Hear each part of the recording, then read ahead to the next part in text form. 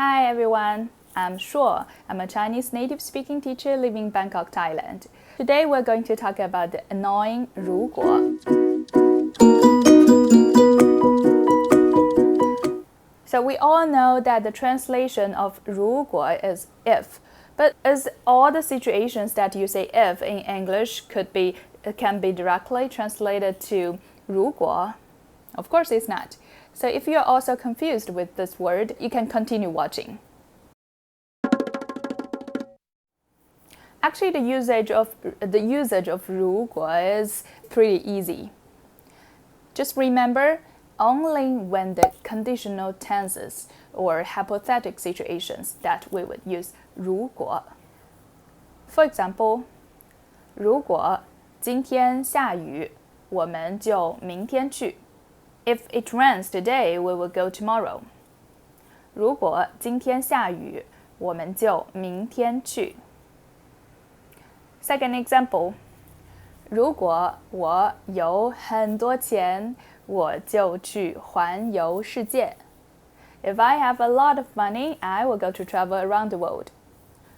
如果我有很多钱，我就去环游世界。Third example, 如果你明天不来，请你打电话告诉我。If you cannot come tomorrow, please call me and tell me. 如果你明天不来，请你打电话告诉我。So in some other situations that in English you use if, like the whether if sentences or any sentences that can be rewritten as a verb or not verb sentence, it is not correct to use 如果. For example, I don't know whether he likes me or not. I don't know he likes me or he doesn't. 我不知道他喜欢不喜欢我。我不知道他喜欢不喜欢我。You don't say 如果, you say 喜欢不喜欢。Second example, he asked me whether I could give him my number. He asked me if I could give him my number or I couldn't. 他问我可以不可以给他我的电话。他问我可以不可以给他我的电话。By the way, in English, phone number, you will omit the word phone and just say number. But in Chinese, we will omit the word 号码 number and just say 电话.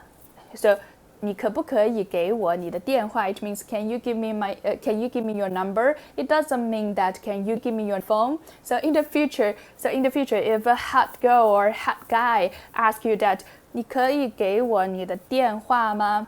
You don't say, no, this is robbery, you cannot take my phone. You cannot take my phone. Third example, I haven't decided yet whether I should go to China. I haven't decided I should go to China or I shouldn't.